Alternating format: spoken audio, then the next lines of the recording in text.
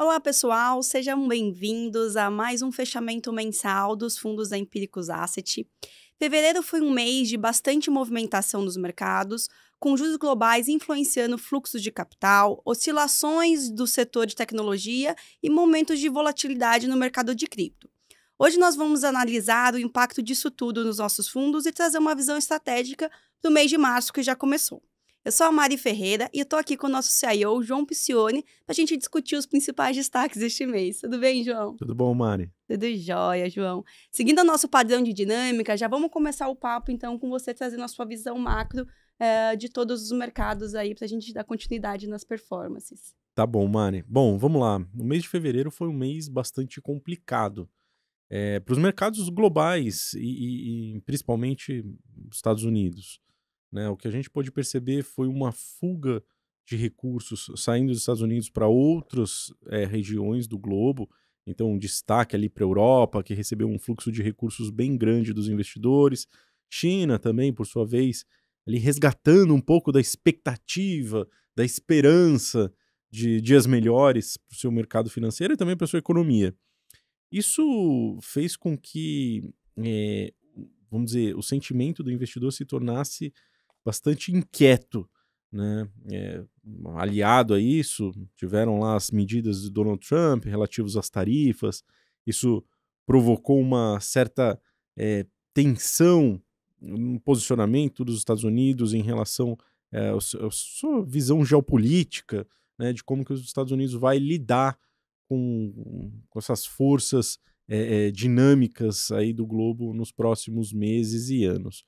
Trump é bastante vocal e lógico, e com essa característica, vamos dizer assim, a mídia também se torna muito exacerbada, exagerada, né? Assim, as manchetes, elas cresceram em número, elas estão muito mais agressivas, e isso faz também com que o comportamento do investidor se torne bastante arredio. A gente viu esse mês vamos dizer, uma fuga de recursos do segmento de tecnologia nos Estados Unidos, né? Na verdade, uma grande rotação dos mercados, os investidores deixando de lado as teses associadas a, a, a, ao setor ali de tech, ao setor de inteligência artificial e caminhando para um play mais parecido com um safe haven, né? Quer dizer, caminhando para ativos que se comportam bem quando a economia começa a patinar. Nos Estados Unidos, em especial, os últimos indicadores sinalizaram que aquele momento mais forte da economia que vinha sendo carregado, ele está começando a ceder. E isso, obviamente, trouxe uma expectativa vamos dizer, de deterioração na margem da economia americana, né? Os últimos indicadores mostraram, inclusive, e aí já adentrando nesse mês de março, né, o último indicador que projeta o PIB para esse primeiro trimestre do ano está projetando uma retração. Trazendo, então, isso trouxe aquela preocupação de que os lucros das companhias esse ano talvez sejam menores do que o esperado, e isso, óbvio, que tem impacto direto nas bolsas de valores, né? Vamos ter na cabeça que uma das estratégias do Donald Trump, Scott Bessent, né, que é lá o seu secretário do Tesouro, é desacelerar a economia americana mesmo. Eles têm esse intuito, que eles querem trazer os juros lá de fora para baixo, né? E uma das formas deles conduzirem essa dinâmica é, de certa forma, provocar um rebuliço no mercado financeiro. Eles estão conseguindo. Eh, Enfim, para que se justifique ali uma atuação eh, mais direta do Federal Reserve, trazendo esses juros para baixo. Inclusive, o mercado já começou a precificar um maior número de quedas de juros na economia americana até o final do ano. Então, é uma dinâmica que deve começar a ganhar corpo. Quando a gente vai para as outras geografias, a Europa acabou se desvencilhando daquele momento mais difícil do ano passado, muitos apostando ali na recuperação. Esse fluxo de recursos massivo que entrou na Europa acabou empurrando o euro para cima em relação ao dólar, dando um certo alívio, vamos dizer assim, nesse primeiro momento, dando um certo alívio para as bolsas lá fora, né? A bolsa alemã, por exemplo, bateu recordes esse mês. A mesma coisa aconteceu com China, né? Então todas as big techs chinesas andaram muito bem, e é muito engraçado porque a dissociação dos fundamentos econômicos das ações desses países para o comportamento em bolsa é muito grande, né? Inclusive, na última carta eu trouxe um pouco desse questionamento, que assim, o investidor precisa ter isso em mente, né? As economias europeia e chinesa não estão a todo vapor, mas as ações, o mercado financeiro, sim, já está antecipando uma melhora de condições que eu prefiro esperar para ver o que vai acontecer. Lógico que quando o fluxo é muito forte, ele é rápido, você precisa, de certa forma, aproveitar alguns momentos. E, inclusive, nós fizemos algumas movimentações em direção à Europa e alguma coisinha em direção à China também, justamente para tentar capturar um pouco desse momento que está bastante favorável. Sobre o Brasil. Bom, a história do Brasil é mais do mesmo, né? A gente está caminhando para uma desaceleração econômica, muita gente já falando um PIB mais fraco nesse primeiro trimestre. E, em paralelo, você tem as incertezas provenientes do Congresso, do que o governo vai fazer. Isso parece que não muda, né? Passa mês, fecha mês, abre mês e é tudo a mesma coisa. Mas, de certa forma, nós recebemos aqui sim um fluxo de recursos nesse começo de ano. Fevereiro foi um pouco pior para a Bolsa Brasileira caiu, mas janeiro tinha sido muito bom. A gente está vendo alguma coisa se costurar agora para o mês de março. Os resultados corporativos em linha com o que o mercado estava esperando, alguns deles muito bons, outros mais patinando, mas que de certa forma geraram um pouco de confiança no investidor de uma forma geral, né? Então parece que a gente vai construindo um ambiente mais propício para que a Bolsa pelo menos retome talvez aqueles 130 mil pontos ali que a gente viu em meados do ano passado, né? Quase que chegou lá em janeiro, voltou, mas agora vamos ver se março e abril as coisas voltam a se acelerar. Sob a ótica da economia, é aquilo. A gente está num processo de desaceleração econômica bem claro, apesar das injeções constantes de recursos na economia promovidas aí pelo governo, né? Uma tentativa atrás da outra de colocar lenha na fogueira, né? Ou de colocar gasolina na fogueira, melhor assim. E o nosso Banco Central, ele deve cumprir a promessa de levar os juros lá para cima. Aqui dentro de casa, nós sempre achávamos que esses juros pararia nos 14,75, deve acontecer. A gente não acha que os juros, a Selic vem acima desses 14,75, mas agora, dado vamos dizer, essa descompressão da economia internacional também que está acontecendo, né, de certa forma nos Estados Unidos, etc., a gente está percebendo um movimento bem forte, inclusive no petróleo cedendo, né, com alguma intensidade. Talvez a gente tenha um processo de, vamos dizer, eu não vou chamar aqui de desinflação porque é complicado, a gente ainda está a inflação brasileira ainda está assim, ascendendo, mas... É a estagflação que você brincou na carta. A estagflação, Mari, é justamente esse processo, né, de desaceleração econômica e com essa inflação que ainda tende a subir, né? Uhum. E ali na frente, muito provavelmente a gente vai começar a ver essa inflação cedendo e o Banco Central vai ser bastante afoito em querer cortar juros, né? Dado aí o que representa o Gabriel Galípolo, né? Ele tem um pouco dessa pegada mais heterodoxa, mais ligada ao governo, vai querer dar uma acelerada na economia. Então, muito provavelmente, o ciclo para nesses 14,75, ali em maio, e dali para frente a gente vai começar a contar no relógio quando que a Selic cai, né? Então, essa é a expectativa aí dos agentes, né? Talvez a gente tenha até uma queda de juros até mesmo em 2025. E isso, obviamente, traria um certo impulso para o mercado local. Então a gente está com essa visão de Brasil. No primeiro momento, o dólar é para cima, né? Quer dizer, desculpa, o real é para cima, né? O real tem se valorizado bastante em relação ao dólar, até por conta das expectativas do Trump e do Bessent, né? Eles querem um dólar mais fraco, então isso está acontecendo, né, com várias moedas e o Brasil está se aproveitando disso também. Mas me parece que um segundo semestre, sem a influência sazonal também do agro, a nossa moeda talvez perca um pouco de força. Vamos ver como que vai ser essa dinâmica, mais para frente, mas é esse, pelo menos, o cenário que a gente está trabalhando.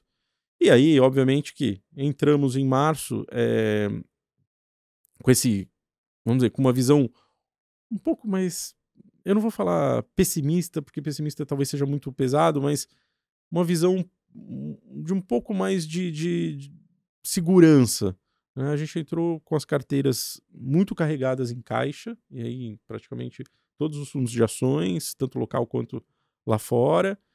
Os multimercados também bem mais leves, né? A gente está com um posicionamento mais defensivo mesmo nesse começo de março.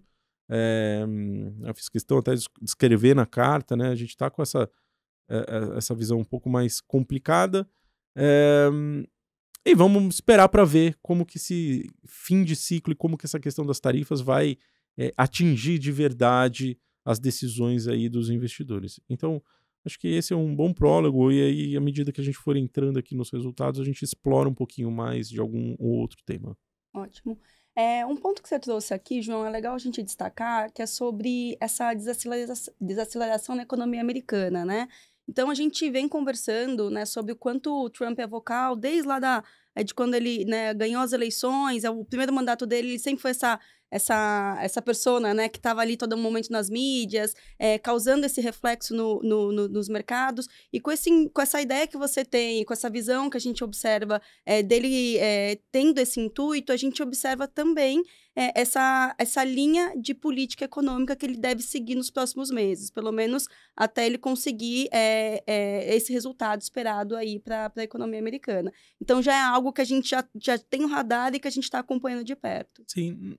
Olha só, Mari, não muda muito o nosso cenário de bull, né? Aquele cenário mais entusiasmado sobre o retorno da Bolsa nos Estados Unidos para o final do ano, tá? A Bolsa nos Estados Unidos, para o final do ano, ela vai acelerar exatamente se o Federal Reserve conseguir, ao longo desse ano, abaixar juros, né? A gente sabe que o entusiasmo dos investidores vem quando a enxurrada de recursos ela acaba entrando no mercado. O que a gente está vendo nesse momento é essa rotação, tirando recursos de bolsa americana, que, de certa forma, me parece muito tática, né? Uma coisa que tende a secar também com o tempo. E olhando para os Estados Unidos, talvez a gente tenha esse primeiro semestre de choque, mas olhando para o segundo semestre, me parece que a gente pode recuperar a aceleração, especialmente se as medidas do Trump em relação a impostos e o Federal Reserve agir acontecerem, né? Então, assim, não mudou o nosso cenário otimista, né? Eu acho que a gente tem um cenário bastante otimista para a Bolsa Americana, mas, assim, lógico, é o que seria ideal, vamos dizer assim, mas a gente sabe que, assim, tem espaço ainda para esse negócio acelerar ao longo do ano. Então, estou um pouco com essa cabeça. Então, assim, o que está acontecendo está dentro do esperado. Lógico que é um choque grande, mas é aquilo, né? O que importa é o que a gente faz quando as condições se alteram, né? Quando tudo se move. E o que a gente tem feito é proteger o portfólio ao máximo que a gente pode dentro dos limites da regulação, né? Perfeito. Bom, então, justamente, caminhando agora para a parte de tecnologia, como você já falou, foi um mês misto para tecnologia. A gente viu, João, e aí você pode reforçar, por favor, o case, né, o case de DeepSeek sendo ainda ajustado pelo mercado, né? Então, a gente viu as ações tendo essa adequação. A gente pode entrar um pouquinho mais nessa sua visão? Acho que é importante a gente reforçar esses pontos. Na verdade, assim, todos os mandatos de tecnologia acabaram sofrendo bem esse mês. No ano, eles estão, né, os fundos estão caindo, né? Não sei se você quer que eu já passe pela rentabilidade, mas... Eu posso passar aqui, mas eu só queria que você reforçasse essa questão de adequação de mercado. Porque o ponto aqui chave, Mari, é que é uma fuga de recursos, né? Assim, eu nem acho mais tanto que o mercado está olhando para os fundamentos, né? O mercado deixou um pouco de lado essa história dos fundamentos e começou a direcionar ali o seu fluxo para fora dos Estados Unidos. E isso acaba penalizando as grandes empresas americanas que estão hoje ali, vamos dizer, representando uma boa parcela dos ETFs americanos, né? Então, me parece um movimento muito mais técnico, muito mais tático e menos de fundamento. Acho que o DeepSeek já ficou um pouco para trás, inclusive, no sentido de que é, até as empresas chinesas, as grandes empresas chinesas, estão comprando chips da NVIDIA, no que elas podem comprar, e aumentando as suas encomendas, justamente porque eles sabem que eles vão precisar rodar a inteligência artificial na China também, e o chip da NVIDIA é diferente da média. Então, me parece que essa questão do DeepSeek meio que já foi enterrada, sabe?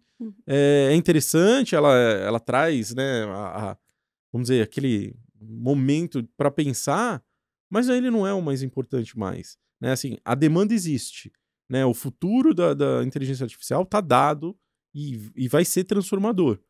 O que o que não impede da gente ver esses fluxos indo e vindo de uma forma assim rápida, né? Conforme a gente está vendo. Vamos lá.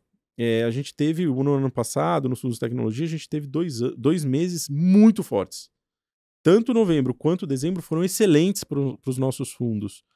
O que a gente está vendo agora em janeiro, e o que a gente viu em janeiro, e o que a gente está vendo em fevereiro, é, de certa forma, uma devolução um pouco daqueles ganhos que foram muito fortes em 2 meses, associados também a uma devolução, talvez, do câmbio, que a gente não pode esquecer, que também aconteceu ali no ano passado, né? O real se desvalorizou muito. Então, tem uma parte dessas perdas dos fundos que você vai citar aí, que, na verdade, estão relacionadas com a desvalorização do real em relação desculpa, a desvalorização do dólar em relação ao real. Então, quando eu olho em dólar, assim, me parece que o desempenho não é tão ruim assim. Tá? Então, a gente precisa ter isso em mente. Né? Vamos dizer, não são todos os papéis que voltaram para patamares pré-eleição do Trump. Tem alguns que já voltaram, mas a maior parte não. Uma boa parte não voltou. E essa boa parte é o que está segurando as carteiras ainda. Tanto que, olhando para Tech Select especificamente, a nossa exposição em large caps que foi que sustentou a carteira, aí, né? Especialmente Meta. Especialmente Meta, Netflix também, Netflix certo? também. Netflix também. O Tech Select, então, fechou o mês com menos 5,24. No ano, a gente está com menos 5,85. E nos últimos 12 meses, a gente tem um acumulado aí de 31,45% positivo. Caminhando agora para o TechBets, a gente viu o reflexo das pequenas e médias empresas de tecnologia sendo mais afetadas e, consequentemente, também sendo impactando ali o nosso portfólio, Sim. né, João? De qualquer forma, a gente segue otimista aqui no potencial de recuperação dessas empresas. Com isso, então, o TechBets fechou o mês com menos 5,83%. No ano, ele acumula aí, né, menos 8,11% e nos últimos 12 meses, 47,73%. Caminhando agora para o TechChain, a gente teve um resultado agora, em fevereiro de menos 5,07%, no ano menos 7,40%, mas nos últimos 12 meses a gente tem um acumulado positivo de 42,94%. A gente percebeu agora que no mês de fevereiro, né, o TechChain ele teve um impacto forte aí acontecendo na carteira de forma negativa devido à queda de NVIDIA, Broadcom, mas a gente aproveitou o momento, né, João, para poder comprar mais essas ações e aumentar a exposição dentro da nossa carteira. Na verdade, o que a gente fez, Mário, foi um rearranjo do portfólio, né? Como eu tinha comentado, a gente terminou o mês com uma posição de caixa maior. Entramos em março com uma posição de caixa maior, mas nesse sentido a gente realocou alguns ativos que a gente tinha no portfólio, entre eles NVIDIA, aumentando um pouquinho a exposição, tentando aproveitar um pouco esses preços mais deteriorados, né? Um movimento que deve se justificar aí no médio prazo, né? Agora, entrando no universo de cripto, João, a gente percebeu mais um mês volátil, né? Principalmente aí para o Bitcoin. O nosso fundo de criptomoedas fechou um mês com menos 19%, 19,15%, um mês difícil aí para o fundo. No ano, a gente está com uma queda de 18,29%, mas nos últimos 12 meses a gente está com um fundo positivo em 21,9%. A retomada de Bitcoin e Solana impactou também essa performance do fundo, né? Como é que você viu esse movimento olhando para o mercado internacional como um todo? Mari, na verdade, tivemos ali alguns eventos associados a criptomoedas que trouxeram um certo, vamos dizer, trouxeram uma certa fricção e empurraram os investidores para fora do mundo cripto, né? Primeiro, a gente teve o evento do hacker ali, da Bybit, que, de certa forma, provocou tensão nesse mercado, né? Uhum. Foram hackeados eh, alguns bilhões, talvez, ou milhões de dólares em Ethereum ali da Bybit. Eu não sei exatamente o número, mas enfim. A gente teve um evento também na rede da Solana, que trouxe que causou um pouco de tensão dos investidores, eles bastante preocupados como que vamos dizer, como que a dinâmica de uma cripto de infraestrutura ela vai se dar com esses eventos que tendem a aumentar, né, eventos de fraude, e teve também a incerteza sobre o comportamento do governo Trump em relação às criptomoedas, né? Por hora, não veio nada de prático e de efetivo em relação às criptos.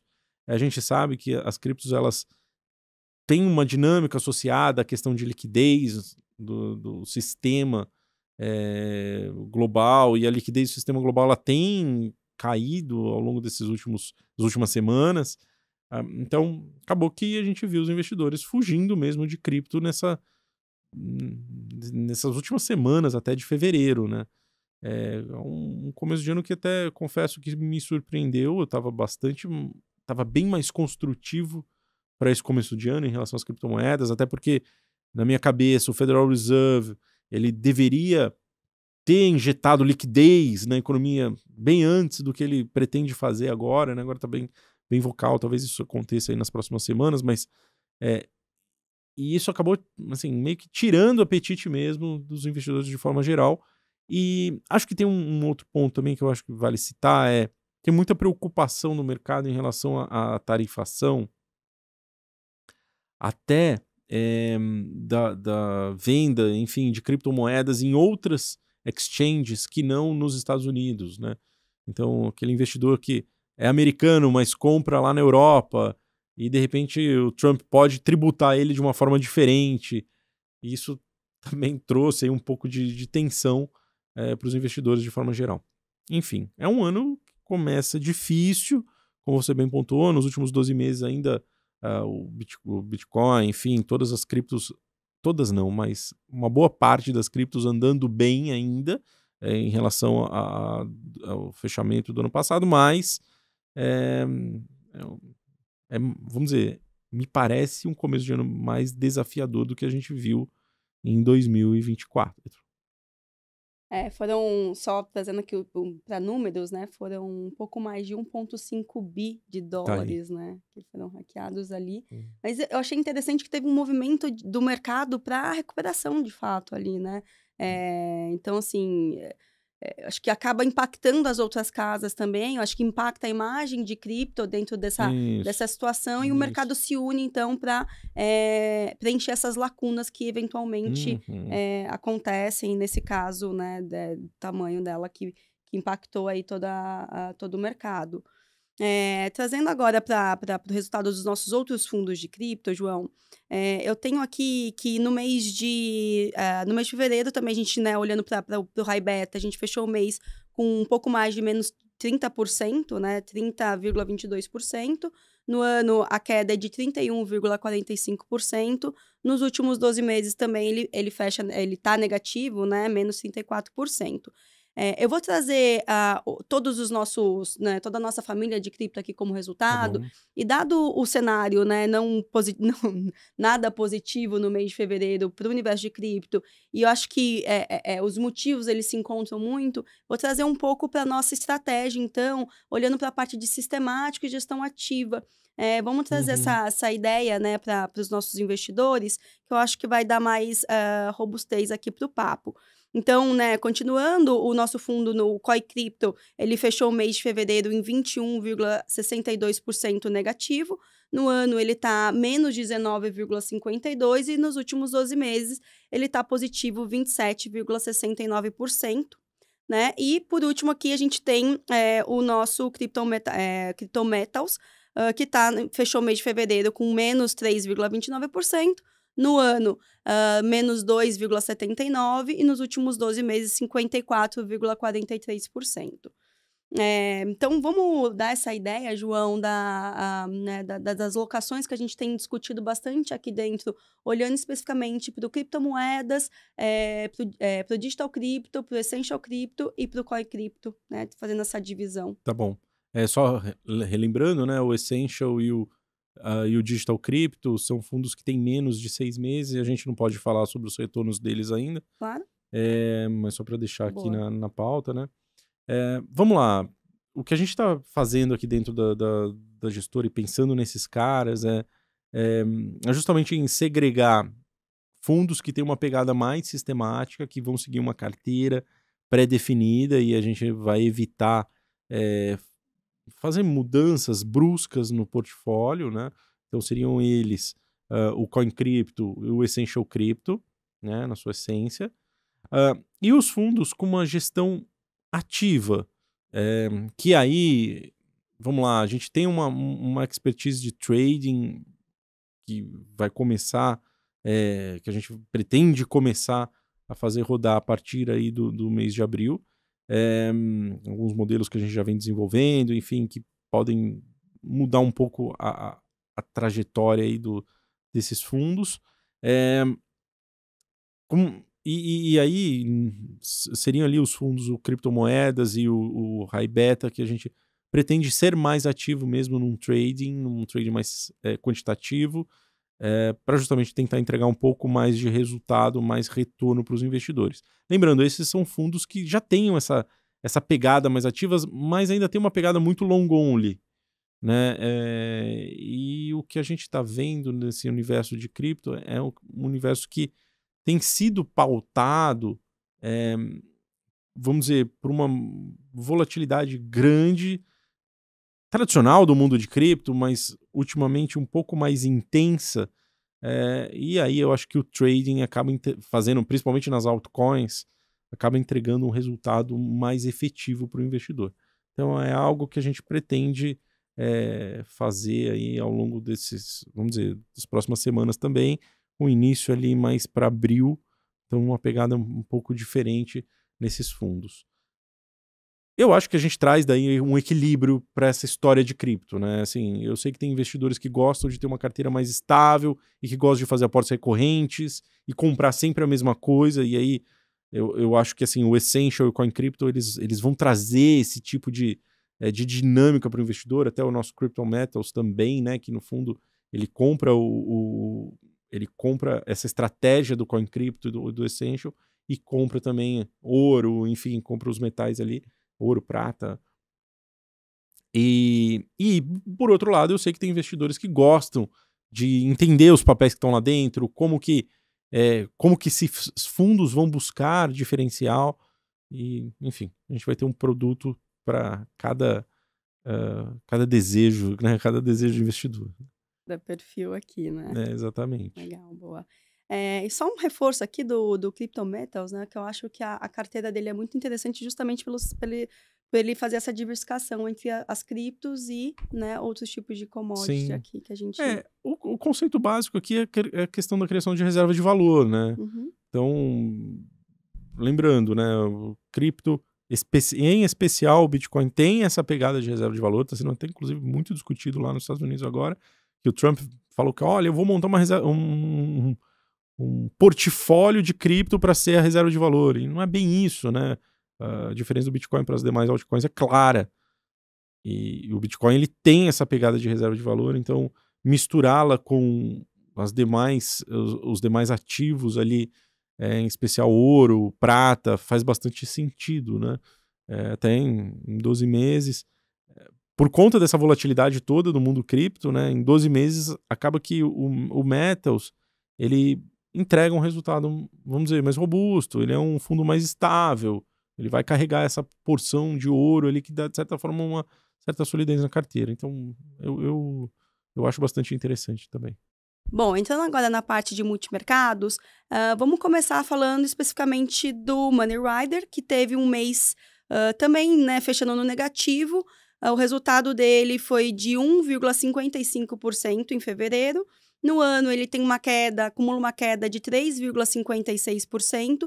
Nos últimos 12 meses, ele está positivo em 17,62%.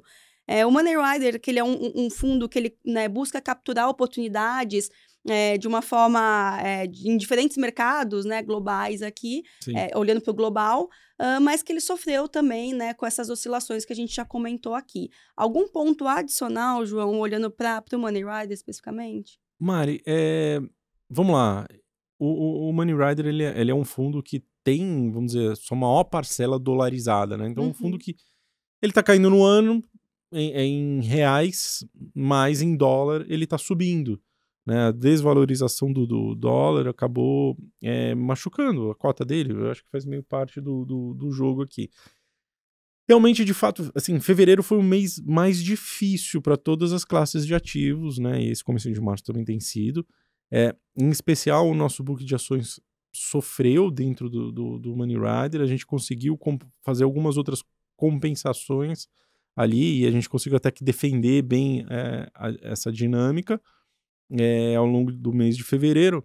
Mas é um fundo que assim, de novo, ele tem exposição a risco, né? A gente não tem só uma alocação de caixa aqui e acabamos entregando um pouquinho do resultado aí. Lembrando, em dólar ele continua subindo ainda no ano, mas a gente tem discutido muito, e aí o mandato dele é para isso mesmo, né? Ele é um fundo global. A gente tem discutido a alocação em outras regiões que ainda continuam indo bem, enfim, estamos trabalhando aqui no portfólio, né? Olhando agora para o Macro Select, a gente fechou o mês de fevereiro com menos 0,93%.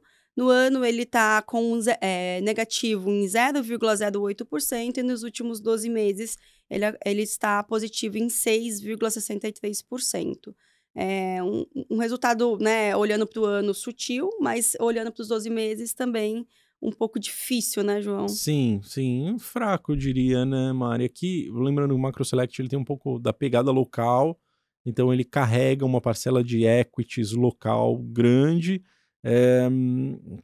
que, vamos dizer, veio melhor que o Ibovespa, mas não foi suficiente para levar o fundo para cima, né? Nesse finalzinho de fevereiro, acho que também a gente foi afetado ali por uma marcação mercado mais dura, da parte internacional, né? A parte internacional acabou machucando um pouco nossas carteiras. E, enfim, também é outro fundo que a gente rapidamente já procurou agir para tentar mitigar assim, esses eventos que estão vindo lá de fora, né? Esse fluxo muito, muito ruim lá de fora. Então, assim, para frente eu tenho uma expectativa mais positiva, mas é uma carteira que também está passando por uma reconstrução, tá? Essa é a ideia aí nesse próximo mês. Tá.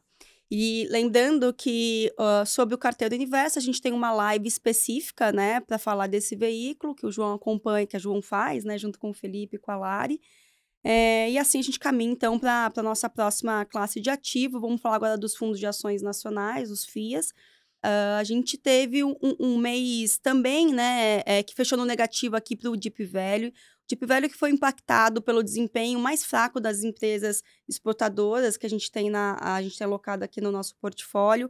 Ele fechou o mês com menos 1,54%, mas no ano ele está aí no positivo, 2,01%. Nos últimos 12 meses, né, também deixando aí a desejar com negativo 0,31%. O que você me conta, João, sobre a recuperação parcial do Ibovespa e como isso refletiu diretamente aí no nosso Deep Value? Mari, assim, bom, o ano começou extremamente quente para a Bolsa Brasileira, né? A Bolsa Brasileira chegou a beirar ali os 130 mil pontos E deu sinais ali de que as coisas, vamos dizer, começariam a andar. Meio ledo engano, o que a gente viu esse mês foi o Ibovespa voltar para baixo aí dos 125 mil, investidores um pouco mais reticentes e e no final do mês os investidores internacionais acabaram tirando dinheiro da Bolsa Brasileira. Sobre a nossa carteira, Mari, ela tá, vamos lá, ela foi positivamente impactada esse mês pelas ações do Mercado Livre, que tiveram ali um desempenho muito bom no começo do mês, depois do anúncio dos resultados trimestrais. Mas depois essa parcela acabou machucando um pouco. Na verdade, algumas coisas locais também que a gente tinha na carteira acabaram machucando um pouco o fundo, por conta dessa questão do fluxo mesmo, desse rebote, né, do fluxo negativo das ações. E nesse meio tempo, assim, o destaque, sem sombra de dúvidas, ali foram as ações da Embraer, que andaram bem, e na virada aí do mês, nesse março, a gente já vai ver um desempenho muito... Tivemos um desempenho muito favorável aí nessa comecinho de carnaval.